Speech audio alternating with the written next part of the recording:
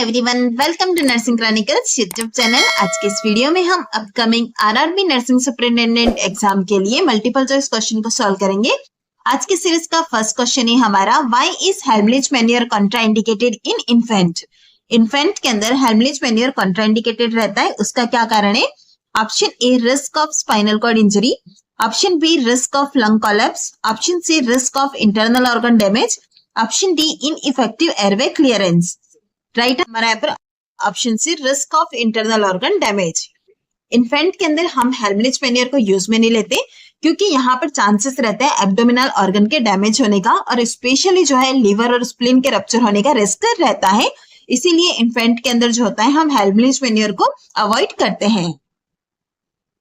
Next question रहेगा हमारा, during which stage of human development does rapid organ development occur. कौन सा stage of human development है जिसके अंदर की रैपिडली ऑर्गन का डेवलपमेंट होता है? Option A germinal stage, option B embryonic stage, option C fetal stage, option D neonatal stage. Right answer है हमारा यहाँ पर ऑप्शन बी एम्ब्रियोनिक स्टेज। चलिए हम यहाँ पर सारे ही ऑप्शंस का डिस्क्रिप्शन देख लेते हैं। सबसे फर्स्ट हम बात करेंगे जर्मिनल स्टेज की, जो कि ऑप्शन ए के अंदर दिया गया है। जर्मिनल स्टेज कौन सी होती है? कॉन्सेप्शन से लेकर 2 वीक्स तक जो होता है उसे हम जर्मिनल स्टेज कहते हैं। इस स्टेज के अंदर किसी ऑर्गन का फॉर्मेशन नहीं होता है।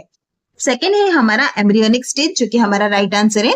एम्ब्रियोनिक स्टेज का जो ड्यूरेशन होता है वो 3rd वीक से लेकर 8th वीक तक कंसिडर करते हैं और इसके अंदर रैपिडली ऑर्गन्स का डेवलपमेंट होता है। ऑप्शन सी के अंदर हमें दिया गया फिटल स्टेज। 9th वीक से लेकर अंटिल बर्थ तक फिटल स्टेज होती है, जिसके अंदर ग्रोथ, मैच्योरेशन और फंक्शनल डेवलपमेंट होता है। ऑप्शन डी के अंदर है हमारा नियोनेटल स्टेज। नियोनेटल स्टेज कौन सी होती है? बर्थ से फर्स्ट 28 डेज ऑफ लाइफ जो होता है नियोनेटल स्टेज होती है। क्वेश्चन है हमारा, which is the most reliable test to confirm ovulation retrospectively. निम्न में से कौन सा मोस्ट रिलायबल टेस्ट रहेगा जिससे कि हम कंफर्म कर सकते हैं ओव्यूलेशन को? Option A basal body temperature chart, option B serum progesterone level, option C cervical mucus examination, option D urinary LH surge detection. Right answer होगा हमारा यहाँ पर option B serum progesterone level. हम यहाँ पर सारे ऑप्शंस का डिस्क्रिप्शन देख लेते हैं। सबसे first A basal body temperature chart. Basal body temperature हमें सजेस्ट करता है ओव्यूलेशन को, बट यह कंफर्मेटरी नहीं है। ऑप्शन बी जो कि हमारा राइट आंसर है, सीरम प्रोजेस्टेरॉन लेवल जो होता है वो हमारा गोल्ड स्टैंडर्ड टेस्ट है for confirm ovulation. Option C के अंदर हमें दिया गया cervical mucus examination. Cervical mucus ovulation को इंडिकेट नहीं करता है। और ऑप्शन डी के अंदर हमें दिया गया है urinary LH surge detection. Urinary LH search से आप प्रेडिक्ट कर सकते हैं ओव्यूलेशन को, लेकिन कंफर्म नहीं कर सकते हैं। आप देख सकते हैं हमें क्वेश्चन के अंदर पूछा गया था कंफर्म टेस्ट कौन सा है ओव्यूलेशन का, तो वो होगा हमारा ऑप्शन बी यानी कि serum progesterone level. Next question है हमारा, most common cause of female infertility is. Female infertility का मोस्ट कॉमन कॉज कौन सा है? Option A tubal factor, option B uterine factor, option C ovarian factor, option D cervical factor. Right answer है हमारा यहाँ पर ऑप्शन सी ओवेरियन फैक्टर। अगर हम बात करते हैं फीमेल इनफर्टिलिटी के कॉजेस की, तो सबसे फर्स्ट नंबर पर जो आता है वो है हमारा ओवेरियन फैक्टर और सेकेंड मोस्ट कॉमन कॉज जो होता है वो है हमारा tubal factor. Question, which action should the nurse take if TPN infusion is temporarily interrupted? TPN यानी कि टोटल पेरेंटल न्यूट्रिशन इन्फ्यूजन चल रहा है और टेम्परली अगर यह इंटरप्ट हो जाता है तो नीचे दिए गए ऑप्शन में से कौन सा ऐसा एक्शन होगा जो कि हमें यूज करना चाहिए? Option A stop infusion completely, option B flush with normal saline, option C start 10% dextrose infusion, option D remove central line. Right answer है हमारा यहाँ पर ऑप्शन से स्टार्ट 10% डेक्सट्रोज इन्फ्यूजन। चलिए इसका रेशनल भी हम देख लेते हैं। If TPN is suddenly stop या फिर इंटरप्ट हो जाता है तो insulin secretion continue for some time. हमारा क्या हो गया, टीपीएन सॉल्यूशन तो सडनली स्टॉप हो गया या इंटरप्ट हो गया, लेकिन जो हमारा इंसुलिन का सिक्रेशन होता है बॉडी में वो कुछ समय तक के लिए कंटिन्यू होता है। इसकी वजह से क्या होगा, blood glucose level rapidly drop होगा और हाइपोग्लाइसेमिया का कंडीशन डेवलप हो सकता है। इसीलिए इस हाइपोग्लाइसेमिया को प्रिवेंट करने के लिए एज ए नर्स हमें इमीडिएटली स्टार्ट करना होगा 10% dextrose solution at the same rate, जिस रेट पर हमने टीपीएन चलाया था उसी रेट पर 10% डेक्सट्रोज चलाना है जब तक हमारा टीपीएन सॉल्यूशन रिज्यूम नहीं हो जाता है तब तक। नेक्स्ट क्वेश्चन है हमारा, activated charcoal is ineffective in iron poisoning, therefore deferoxamine is preferred because. Activated charcoal, जिसे कि हम यूनिवर्सल एंटीडोट कहते हैं, आयरन पॉइजनिंग के केस के अंदर एक्टिवेटेड चारकोल इनइफेक्टिव रहता है, इसीलिए हम डेफेरोक्सामिन को प्रेफर्ड करते हैं क्योंकि it reduces gastric irritation. Option B, it neutralizes iron.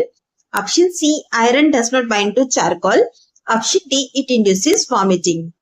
Right answer है हमारा यहाँ पर ऑप्शन सी, आयरन जो होता है वो चारकोल के साथ बाइंड नहीं होता है, इसीलिए डेफेरोक्सामिन को प्रिफर किया जाता है। चलिए इसके रेशनल भी देख लेते हैं। सबसे first, activated charcoal does not bind metals like iron. Activated charcoal जो कि यूनिवर्सल एंटीडोट है, वो मेटल्स जैसे कि आयरन वगैरह जो बाइंड नहीं होता है। नेक्स्ट है आयरन, जो कि एक मेटल है, यह ब्लड के अंदर फ्री रहता है और हम एडमिनिस्टर करते हैं डेफेरोक्सामिन। डेफेरोक्सामिन जो है वो आयरन पॉइजनिंग का एंटीडोट भी है। यह क्या करेगा, चिलेट करेगा फेरिक आयरन को और फिर यह बना देगा फेरोक्सीमाइन, जो कि एक वाटर सोल्यूबल होता है। और यह जो फेरोक्सीमाइन है वो क्या करेगा, एक्सक्रीट हो जाएगा यूरिन के थ्रू। तो इस तरह से हम आयरन पॉइजनिंग को ट्रीट कर सकते हैं डेफेरोक्सामिन के द्वारा। क्वेश्चन है हमारा, sublingual nitroglycerin relieves anginal pain primarily by. Sublingually हम नाइट्रोग्लिसरीन को एडमिनिस्टर करते हैं तो यह एंजाइनल पेन को रिलीव करती है। उसका मैकेनिज्म ऑफ एक्शन क्या होता है? Option A, increasing heart rate. Option B, increasing myocardial oxygen demand. Option C, dilating veins and reducing preload. Option D, increasing coronary artery spasm. Right answer है हमारा यहाँ पर option C, dilating veins and reducing preload. सबसे first nitroglycerin को हम sublingually administer करते हैं for anginal pain. Acute anginal attack के केस में नाइट्रोग्लिसरीन को हम सबलिंगुअली एडवाइस किया जाता है। अब बात आती है कि इसका मैकेनिज्म ऑफ एक्शन क्या होता है। नाइट्रोग्लिसरीन वेन्स को डायलेट करते हैं, यानी कि वाजोडायलेशन होता है, जिसकी वजह से प्रीलोड जो होता है वो रिड्यूस होता है। प्रीलोड रिड्यूस होगा तो उसकी वजह से क्या होगा, मायोकार्डियल का ऑक्सीजन डिमांड जो है वो भी डिक्रीज होता है और ऑक्सीजन डिमांड डिक्रीज होगा तो उसकी वजह से जो एंजाइनल पेन है हमारा वो भी रिलीव होगा। तो इस तरह से हमारा नाइट्रोग्लिसरीन एक्ट करता है। नेक्स्ट क्वेश्चन है हमारा, which drug is commonly used to manage aggression and irritability in autistic children. Autistic children के अंदर एग्रेशन और इरिटेबिलिटी को मैनेज करने के लिए कौन सी ड्रग है जो कि यूज में ली जाती है? Option A, methylphenidate. Option B, risperidone. Option C, fluoxetine. Option D, diazepam. Right answer है हमारा यहाँ पर option B, risperidone. Risperidone autistic childrens के अंदर एग्रेशन और इरिटेबिलिटी को मैनेज करने के लिए यूज में लेते हैं। ऑप्शन ए के अंदर हमें दिया गया है मेथिलफेनिडेट। इसका यूज एडीएचडी यानी कि attention deficit hyper activity disorder को ट्रीट करने के लिए किया जाता है। ऑप्शन सी के अंदर हमें दिया गया फ्लुओक्सेटिन। फ्लुओक्सेटिन का यूज हम एंजाइटी और डिप्रेशन के अंदर करते हैं।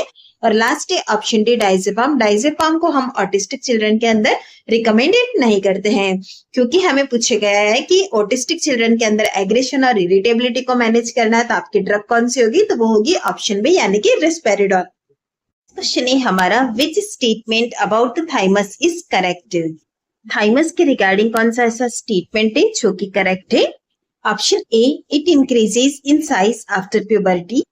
Option B, it contains afferent lymphatic vessels.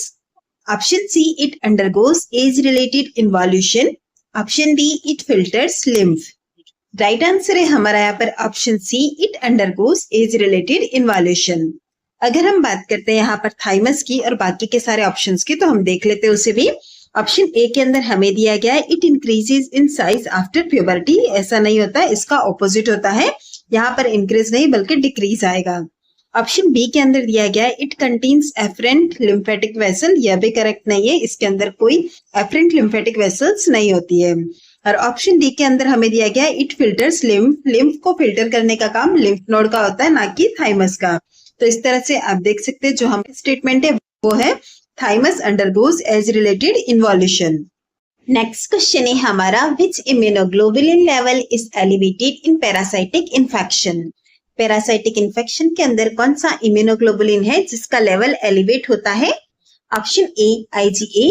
Option B, IgG। Option C, IgM। Option D, IgE। Right answer है हमारा यहाँ पर option D, IgE। Parasitic infection और एलर्जी के केस से रिलेटेड जो हमारा इम्यूनोग्लोबुलिन है वो है हमारा IgE। सो राइट आंसर हमारा यहाँ पर ऑप्शन डी रहेगा।